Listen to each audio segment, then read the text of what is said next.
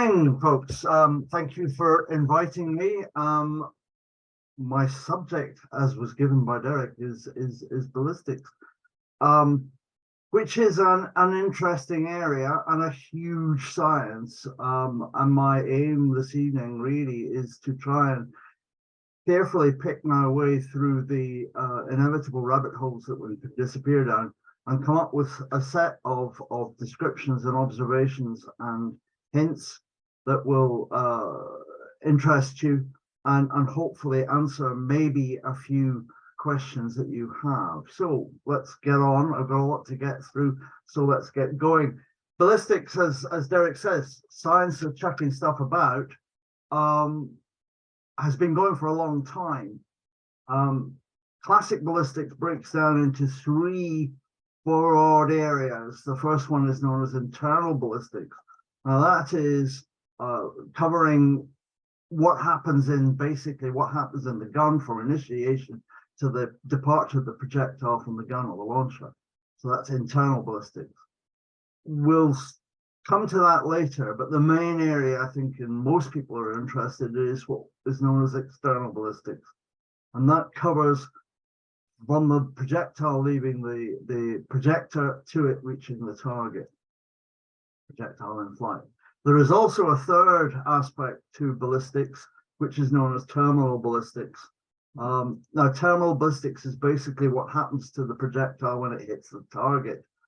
I'm not really going to touch much on that, though I have to point out that that's the reason for us throwing this stuff in the first place, and is the determining factor in many of the designs of guns for military use. But I'm going to soft pedal on that, as it's not really core to our interest. So ballistics is a hard science in more ways than one, and the main reason is that it all happens terribly quickly, and trying to see, observe, and particularly time things was a major blockage in the study of ballistics in historical times. There is no doubt that people have tried to work out solutions and try to understand projectile flight, projectile motion, and be able to predict it for since classic times.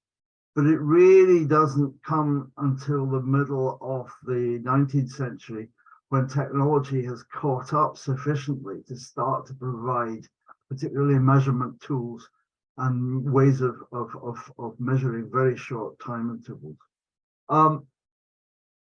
That done, and if you can observe and you can measure, then you discover that the underlying science on this is seriously not non-trivial. Particularly many of the maths functions that describe what's going on are what we call non-linear. In other words, it's not simple maths. It's not a plus b plus c. It's a plus the square root of b squared minus 4ac type maths. Sorry if I'm offending any mathematicians around, but you'll get where I'm coming from. And the other problem is that ballistics is full of what we call transitory effects. In other words, things happen at obviously not random intervals, but at short intervals have an effect and then vanish again. And it's very difficult sometimes to try and work out what's causing something to happen. Ballistics, however, has a practical use, and why so much effort is done on it is that it's needed. And in reality, because of the nature of the science, it's mostly down to trying to find simple answers that can be applied to practical situations. And therefore, getting to the bottom of the maths, getting to the bottom of the science, in some areas has not even been achieved to this day. So we're dealing with simplifications, generalizations, and solutions which are partial, but good enough to meet what we're trying to achieve in terms of firearm design and firearms performance. There is an awful lot to it, and it has been examined, but I'm afraid if we go down that path, we're getting into really hard maths with capital letters. And I'm deliberately going to try and keep that to a minimum for this lecture, because my maths isn't capable of dealing with it, and it's probably worse than Mogadon for putting people to sleep. Okay, so let's get into the meat of this. Basic ballistics. First bit of maths. Let's look at energy of a moving body, because that's what it's all about. It's energy and moving things. And therefore, I will hit you with my first of very few equations, but still my favorite equation is the old half mv squared. This describes the energy contained by a moving body, and it says that it's made up from half the mass times the velocity squared. And we probably have all learned that at some point, but we may have been snoozing at it during the physics lectures. But I want you to now think a little more about what that equation is actually telling us. And what it's saying is that the mass and the velocity affect the energy of the projectile differently. And therefore, and because it's the velocity squared, the mass contributes a lot less. It's only half the mass that contributes to the energy of the moving body, and it's the square of the velocity. So if you, from looking from a target effect, if you want to get more energy into your bullet, then increasing the velocity is going to give you a better return than increasing the mass. Equally, going the other way, and you're looking at trying to accelerate something, then accelerating the velocity is going to cost you more in terms of energy than increasing the mass. So again, you've got to think about this, and it's the messages that are telling you with the equations. They all have something behind them. Oops, what's going on there? Sorry. Right, let's have a look projectile and look at the forces acting on a moving body. Here is a moving body. Well, it's not moving very far, but let's take your standard object. And let's consider it for a moment in outer space, sitting there. Newton tells us that an object will remain constant or in a constant state of motion unless acted on by an external force. So let's give it a shove. And this will give that body momentum. Now, momentum is made up from the mass of it times its velocity. And if we're in outer space, then that object will continue at that velocity ad infinitum unless it happens to hit a bit of space debris or another planet or something else. But that's going to stay there. Now, we're not in outer space. We're sitting closer to a large planetary body, in other words, the Earth, which imposes gravity on us. So our main force that we have to contend with is gravity. It's on all the time. We can't switch it off, and everything is affected by it. The other big thing that we have to deal with is the fact that we're not in a vacuum. We're in operating in an atmosphere, and that has an effect on our projectile in terms of air resistance, and that we consider and know as drag. So we've got some of, even out of the box, some basic forces acting on our projectile that we need to come up with some way of measuring and understanding and hopefully predicting. Okay, practical example, and it's the classic sort of Leaning Tower of Pisa, as I call it, experiment.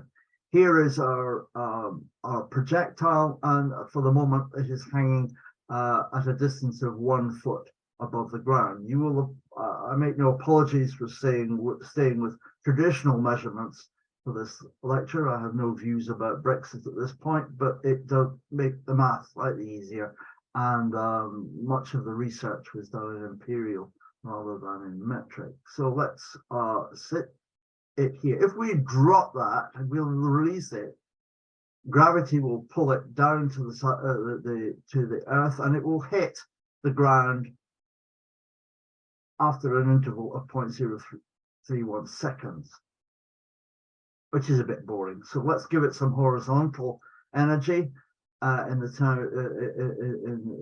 form of momentum, and we will give it a velocity of 1200 feet per second.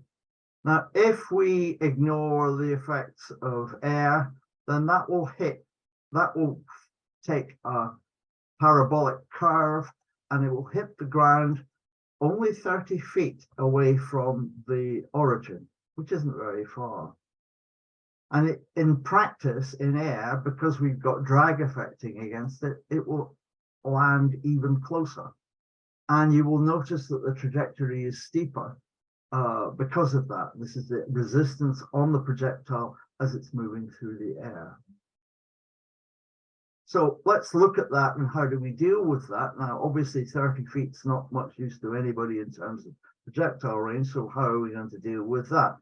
Let's look at this in a slightly more practical aspect. Here's a target, and because we're all good NRA HBSA shooters, we're going to put a stop button, and we will take our firing point here. The first thing we have to consider is that we very rarely shoot things on the horizontal. We generally have to take a line between where we're firing and the center of the target, and this we know as the angle of sight. Okay, and that's between the horizontal and the center of the target. Now, as we've seen, if we fire a projectile along the angle of sight, it's not going to hit the target. It's going to hit the ground somewhere before the target. So to achieve the range that we're desiring for our particular target, we need to raise the angle of projection up above that line of sight. And we give what is known as tangent elevation. So here is our bore angle, and if we fire a projectile down now through that, then that should achieve the strike on the center of the target in the way that we're desiring it. This term tangent elevation, it's basically because it's a line at a tangent to the curve. This is why we call this thing a tangent sight. And if we think about it, it's the tangent sight that's creating that angle to give us the desired range. And this is a rather nice sight because we've got a couple of examples of fixed elevation and an adjustable one. The thing that we've got to think about is that how do we come up with how high that elevation is? And for a tangent sight, one must never forget that that is designed for a particular bullet fired at a particular velocity. If we change the loading of that, then the sight is no longer valid. But it is that angle that we're looking at, and a lot of what we're trying to study is to be able to work that out. We'll come back onto that in a minute. So I want to take a slight dive off. Again, in ballistics, just to be complete, if we add the angle of sight to the tangent elevation, we get to something which is known as the quadrant elevation. And the quadrant elevation is the angle between the bore and horizontal. And it gets its name, quadrant, from this thing. This is called a gunner's quadrant. And this is how an artilleryman will set the angle of his gun barrel. He will set the angle he wants on the scale, plonk this thing on the gun barrel, and then elevate the barrel until there's a bubble level in here is level, and that will set his gun barrel to give the projectile a given range. And I put this in because this is where most of the science, this is where the money for ballistics has come from. Small arms ballistics is useful and interesting, but the big money is being able to predict how you drop a shell on a target 20 miles away, and that's where all the investment in this science came from. So calculating elevation, this is the hard question, and essentially calculation, it seems to be trivial. And you just set it on your sights. It's easy. It's not. It is extremely difficult to do. Now, for small arms, we can do it by test firing. We can stick the bullet in that we want, and shoot at various ranges and take measurements and work out what the elevation angles are going to be. However, that is only applicable to that gun, with that bore, with that projectile, with that charge, and it doesn't easily translate to other things. So trying to resolve what is actually going on is difficult. Sorry, a bit more maths here. Let's look at this. And the real problem is trying to work out what the drag is, because, as I said, gravity is constant. It's always on. We know what that is. We can work that out. The problem is it's the resistance of the air against the projectile and what that is given the circumstances that we find it. Subsonic drag can be defined as, under this equation, dv by dt, change of velocity with time. And my good wife was passing when I was writing this, which is, oh, that's acceleration. Yes, it is, but can I just put a warning in? Ballistics is opposite to what most people think about when they're studying motion. When most people learn about dv by dt, they're looking at cars accelerating or jet planes accelerating, change of velocity with time. Please never forget that in ballistics, everything is working in reverse. Your projectile starts off at its maximum speed and it's actually slowing down all the time. So everything is in reverse. So please just remember that when we're discussing this. So here we've got dv by dt. Now, again, I'm going to just touch lightly on calculus, which gives us ability to simplify this to an equation looking like this, which is a constant times the velocity squared. Now, this tells us that drag is a square, has a quadratic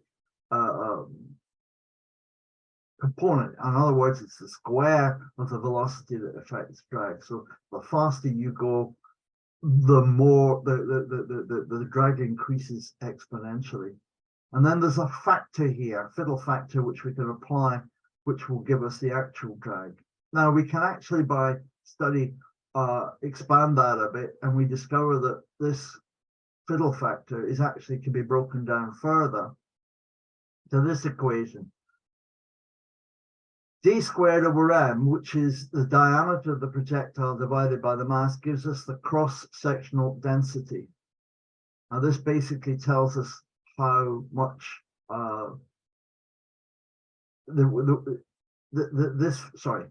cross-sectional density multiplied by omega, which in this case is the density of the air, times another fiddle factor, which we will call the ballistic drag coefficient. And this is the magic number, which is unknown and had to be found out. Interesting thing about ballistic drag coefficients, they are, turns out, relatively constant up to the speed of sound, up to Mach 1. However, between Mach 1 and Mach 5, they change quite dramatically and unstably. After Mach 5, they flatten out again. And this is the one that's gives us a lot of problems with projectile design. Here's a graph of it. Out at 3,000 feet per second, it's starting to flatten out. And remember, we're coming back. So we're starting at high velocity and we're coming back. As we come down towards the speed of sound, the coefficient gets larger, and then it drops dramatically over this transonic region. And then back at subsonic rates, it's back and being predictable again. Now, this whole bump here has caused us lots of grief. This is the problem that the aircraft designers had when trying to design aircraft to go through the sound barrier. This is the sound barrier. And I'm sure you will all recall from various films that the Americans and the British broke the sound barrier, believe what you like, but there was a real problem, because what happened was aircraft encountered very great instability problems around this transonic region. And it's caused by shock waves moving over the body of the object. And this is still the problem. From a shooter's point of view, it's increasingly annoying because it turns out that the 7.62 by 51 NATO bullet or 308 bullet goes through this transonic region about 1,000 yards, which is a major upset to the target shooters in the world. And this is what caused all the grief about people trying to bump up the chamber pressures of target rifles to keep the bullet at supersonic speeds until it had got past the 1,000-yard target. I'm going to draw a veil over the rest of that argument, but this is what was causing the problem and was motivating people to try and modify chambers and tight necks and all the rest of it. This is what the reason of it. Trying to work out how this drag is involved in the process. Predicting drag as a function of mass, shape, and velocity was a really difficult problem, and particularly almost impossible until such times as we got better technology. The first person that made a breakthrough was the Reverend Bashforth in 1865. Bashforth actually, and it's interesting how many men of the cloth got involved in things like this, Ferguson and so forth. However, Bashforth was able to design a chronometer. He's really the father of the chronometer, and measure muzzle velocities and velocities at different points in the trajectory, and came up with a set of suggested equations to explain projectile movement. Now you will appreciate from the dates this is all subsonic stuff and mostly gunpowder. This then got picked up by various other studies over the rest of the century. Krupp in Germany and Maevsky in Russia. Again, we're covering the period at the end of the gunpowder period and into the nitro period, where gun energies were going up. And again, we were getting very much moving from the subsonic to the supersonic projectile. Much of the studies were done there and are still extant. In America, Ingalls really tidied up an awful lot of this, and we're basically still using Ingalls tables. I know Hedy Lamarr was involved in the design of sped spectrum and anti-aircraft systems, but I'm not aware that RuPaul was ever into ballistics. However, Maevsky did some particular studies into the shape of projectiles, and it's Maevsky that came up with a set of standard projectile shapes, which are still again used in ballistic tables, and there are some further variations, but basically you've got these five, apart from round ball, but there's round radius flat base, tangent flat base, second flat base, tangent boat tail, second boat tail. So these are standardized projectiles for which data sets exist, and then you can use these standard shaped projectiles with the projectiles understudy and come up with a scale to predict them.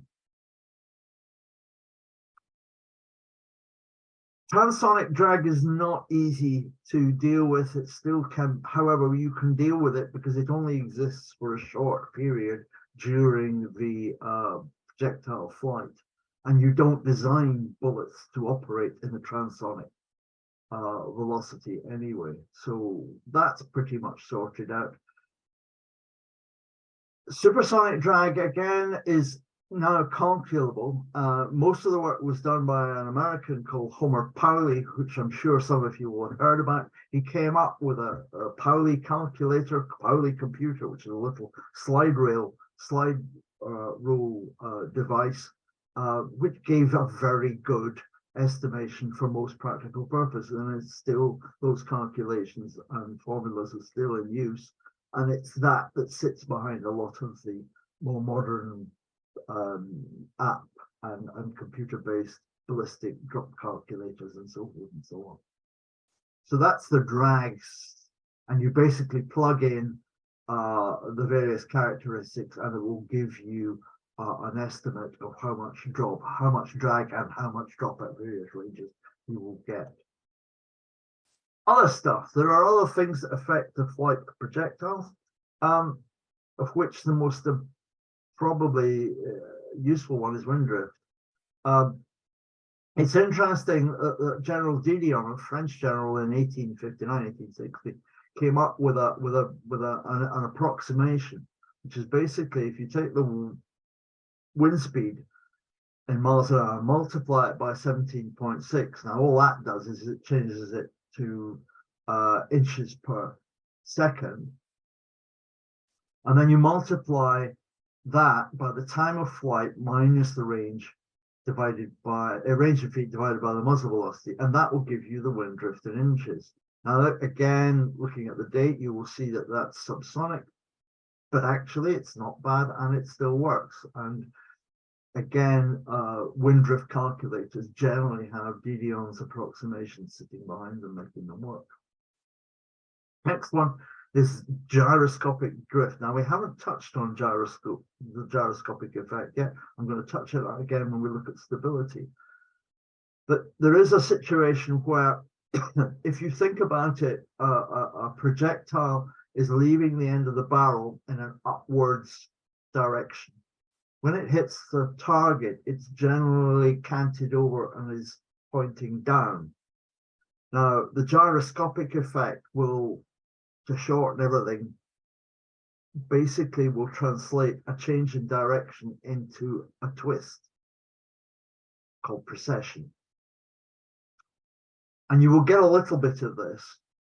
It's not much, as I say here, it's about a minute of angle at 1,000 yards. And it's the difference between what's going on in the barrel and what's going on in flight. The thing you got to remember is if your barrel's got a right-hand twist, it's going to drift to the right. And if you've got a left-hand drift, it's going to drift to the left. Next one is a head and tail wind. Generally speaking, everybody goes on about it, but it doesn't have that much effect. The wind drift is usually considered to act at right angles to the direction of flight, with a path, and generally, if it's a tailwind or headwind, you ignore it. It's certainly less than a minute of angle. The last one, and you'll hear people talk about, Coriolis force. Yes, there is an effect here. It's not Coriolis. It's something similar, but it's not Coriolis. You have fights with physics people, if you call it that. It's generally called drift. And what it's caused by is interesting. Again, it's the gyroscopic effect. When you fire a projectile out of a gun, a spinning projectile, it acts as if it's in free space. And what's happening is that the earth is moving underneath the bullet. And when it hits the ground, the earth has moved, so you have to offset it. And it's about an inch at 1,000 yards. So again, a very small effect for small arms. Oops, sorry. But it is important when you're dealing with artillery, because effectively you've got long times of flight, and guns have a setting on them. You have to tell it because it drifts the opposite direction, whether you're in the upper hemisphere or the lower hemisphere. So you'll find that artillery guns have a sighting that has to be changed if you take them below the equator. All right, moving on. Velocity. Just want to touch on this because it's a major achievement or major goal of most gun designers. They want to go faster. And there's a number of reasons where this is a good idea and some that it's not. But let's take here. This is what's called the dangerous area. And we've got a convenient rifleman here shooting a gun and three very obliging enemies standing at set distances. And what we're trying to show here is that if you've got a low velocity gun, you're going to hit the guy at 100 and 200, but miss the guy at 300. It's going to hit the ground before you. But if you can increase the velocity, you increase the space in which that projectile is dangerous, and we get the third guy as well. Range errors are, for small arms, a problem. Or certainly were a problem up until sort of 20 odd years ago when laser rangefinders appeared, because trying to estimate range beyond about 600 is extremely difficult for small targets.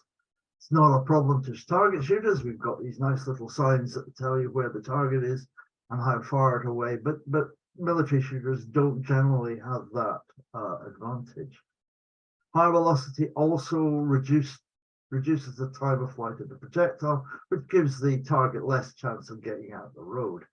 And if it is a moving target, again, it reduces the amount of aim off that you have to apply to hit a moving target. And finally, and to touch on terminal ballistics, the more energy a projectile has, the higher the velocity is giving it more energy, and it's going to give it more terminal target effect. Okay, let's get on to some more ballistic effects. Stability.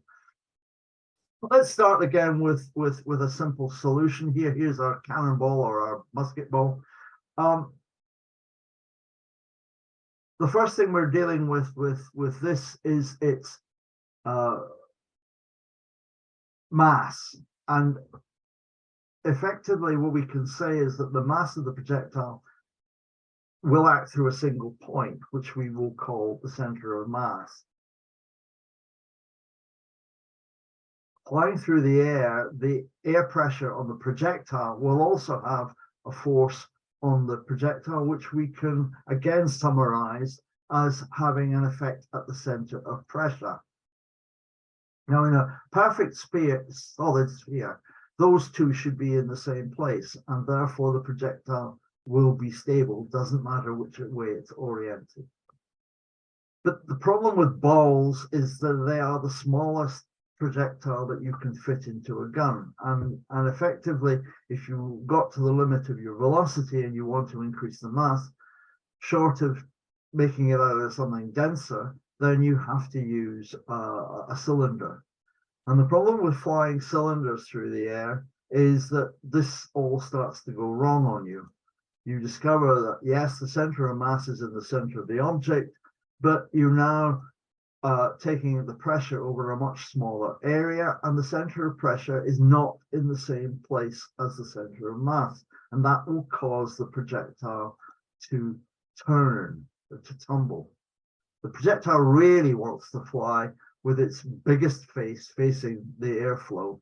And in that way, it gets its center of pressure behind the center of mass. But in long, thin projectiles, this is not stable, and this will oscillate furiously or tumble around that pair. So we need to find some way of stopping that happening. There's two broad ways of doing that. If we take our projectile and we move the mass of it to one end,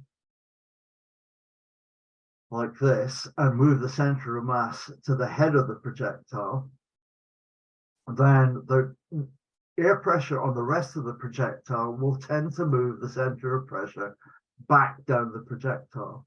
And the further we can get that, the more stable this projectile will be in flight. We can add extra bits on the rear or the sides of the projectile to increase the drag effect. Fins, for example. And this is what we see obviously in arrows and things like rockets, air-flying rockets. This is known in the ballistics game as the rock in the sock ballistic or drag ballistic, drag stabilization, and is still a major factor.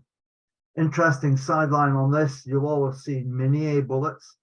Now you may be able to understand a little more about why this is actually quite a clever and stable design. By producing a hollow in the rear of the bullet, you're moving the mass forward. And some of you may wonder why, and I did for a long time, why on earth the lube grooves, as our American cousin called them, are facing forward and not back. And the reason was that originally these were not for lubrication.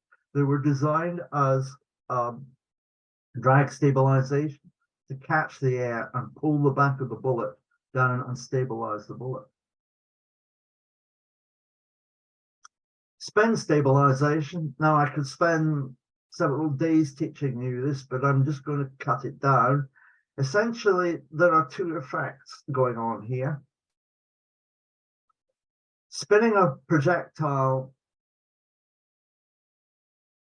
gives gyroscopic stability, which has got some fairly high mass behind it. But essentially what happens is you create rotational momentum that keeps the cylinder stable in flight. But there's another effect, which is to cancel any asymmetry and errors in the projectile. So if you think about a bent stick or something that's going to bend in flight and produce a curve, if you rotate it, that curve will turn into a spiral. And the faster you do it, the smaller the spiral. So you've got both types of effect happening with spin stabilization. But to return to the gyroscopic stabilization, how fast you spin that projectile is a function of the diameter against the length. And in practical terms, if you go much above 1 to 5, you have to spin the projectile so fast that the rifling systems can't cope with it. So there is a physical limitation as to how thin and you can make a bullet. But the longer and thinner the bullet, the faster you have to rotate it. Some interesting tricks here. Again, this is the boxer bullet. You can see it's got a cavity here. The idea of this was basically to move the mass to the side of the bullet and reduce the overall density of it so you could have a longer bullet. Basically, what happened with the Snyder was that the breech loading option, they got landed with the wrong rifling speed, and there was a terrific amount of problems trying to get the breech loaded bullet to stabilize, and that's the reason for this void in the front of the boxer bullet. I shall give you further references on that. The last one, just to finish on this subject, this is an APFS-DS. This is what modern tanks fire. And effectively, to get enough mass in the projectile, they already make it of tungsten or depleted uranium just to get the mass up. But the only other way of getting more energy into it is to make it longer. So they can't spin it, so they put fins on it. And in fact, the latest versions don't even have a tracer on it because they're going so fast, the tracer can't be seen. A nice picture. Anyway, moving on, shape. Starting off with the simplest shape, that's a round bullet. I just want to very quickly dash through this. You get terrific amount of drag at subsonic speeds from the back of the bullet because it's the air coming back and producing a vacuum. Again, same thing with a cylinder. You can clean it up and put a longer nose on it, which will clean up the airflow, but you still get this vacuum at the end, which is why you taper and put what's called the boat tail on the back. Interestingly enough, the boat tail only works at subsonic rates because the shock wave has moved down there. But again, the reasoning for putting boat tails on bullets is not to make them fly faster, it's to keep them stable at that transonic, going back over into subsonic and increase the range at long distance, if that makes sense. I'm getting short of time here. I will just very quickly move on because there's a couple of things I want to talk about this. Basically, to get velocity, we've got to increase the power of the propellant. I want very quickly dash through propellant and propellant effects, internal ballistics. Two main areas, black powder. Remember, black powder is a compressed powder mixture. And how it works is down primarily to the quality of the charcoal and the skill of the charcoal maker. Black powder burns at a relatively fixed burning rate. It doesn't actually change that much to do with pressure, and it's based loosely on the surface area. The other thing that you need to know about black powder is that, as we all know, it contains a high percentage of solids, but the residue condenses, mainly due to the sulfur.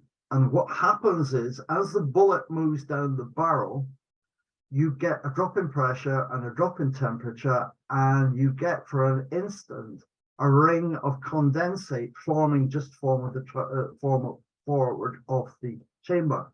And you get the same thing happening at the muzzle just as the bullet exits. You get a drop of pressure, a chilling effect, and you will get a ring of condensation residue forming at the muzzle in black powder guns. So if those of you who do that, that's what's causing it. And black powder is virtually indestructible if you keep it dry. Nitro powders, however, fundamentally different. They're chemical compounds, and you can change the contents to produce a propellant which basically you can use and tailor to your own requirements. And particularly by changing the shape of a propellant, you can get it to do what's called progressive burning, i.e. get it to burn faster, or to start fast and then burn slow to get the right burning characteristics for the gun system you have. The gas, the residues are gaseous and usually at very high temperature, and they're high quality, reliable manufacture. But the final sting on the tail of nitro powders is that they do age over time. They have a finite time, and after a period, there is a danger with nitro propellants of auto-ignition, particularly if the propellant isn't in a sealed container.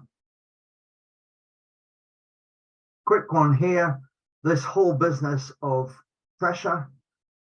This is actually gunpowder, but what the point I'm trying to make here is that gunpowder tends to burn very quickly, and therefore you get a peak of pressure, and this is what bursts your gun. And there were great problems early on in gunpowder days of trying to slow the stuff down, and they compressed it into blocks, and they in fact substituted charcoal made from straw instead of wood to slow the propellant down. But that shows why, for instance, that you see cannon of the 1890s are short, fat, with huge, thick breeches, because they simply could not get the propellant to burn evenly down the barrel. Yeah, I'm just going to skip through this quickly. Two more points I want to point here. Ringing. Gunpowder burns very quickly and will create a pressure ring if there's a void in the charge. And if you get this reflecting off the back of the projectile, if there's a space, you can produce a high pressure peak and a ring in the barrel as a result. I'm sure you're aware of that. The second one I do want to touch on is this business of detonation. Again, I could spend a lot of time on this, but detonation is a different effect to burning. We do not want detonation in a propellant system. Gunpowder will not detonate. It simply doesn't have the energy in it. But nitro powders can under certain circumstances. And the one circumstances that we do know about is where you have a situation where you have a high density, slow burning powder, a small charge of it being accelerated up a chamber and it hitting the base of the bullet. That is possible in certain circumstances, where instead of burning, it detonates and will blow the gun. So rules there, no spaces in gunpowder loads, and never use small charges of slow powder. If you want to have a low energy projectile, then you use small charges of fast powder. The last one I really want to touch on, again, is something that lots of people are not aware of, and that is to do with leading and erosion. Here we have a section of gun barrel. Here you see the commencement of the rifling. You have a section of what we call free bore up to the beginning of the projectile, and here's our cartridge. Now, the point I want to make here is that when the charge goes off, there is a gush of gas past the edges of the bullet until such times as it seals. It's a bit like dropping a plug into the sink when it's full of water. You get this as the plug closes, and you get exactly the same effect in a gun. And you get a high-speed wash of gas round the front of the projectile, and it is this that wears the gun, particularly with nitro propellants, which have high gas temperatures and burn and scour away the barrel. So guns wear from the breech to the muzzle. And the other thing is that this gas flow will pick up residues from the base of the bullet and throw them down the barrel. Much leading is created by lead from the base of a projectile getting squirted up the barrel and then ironed in by the bullet coming up. This is why we paper wrap or we put copper jackets or gas checks on the base. It's the base you need to protect to stop erosion. Very quickly, I've got a number of books here which I recommend for easy reading that touch on the subject of ballistics. The best one is Jeffrey Colby's Ballistics Handbook. Got a lot of maths in it, but it's very good. The English Cartridge by Brett Gibbons does a lot of really interesting descriptions of early Snyder and Martini, P53, and all the sort of early parts of the design of cylindrical bullets. Malcolm Cobb's two books on Snyder and the Martini Henry notebook again have some excellent notes on the ballistics of those. And finally, if you do want to start to do cast bullet, I strongly recommend the old Lyman Cast Bullet Handbook. That really finishes it. I'm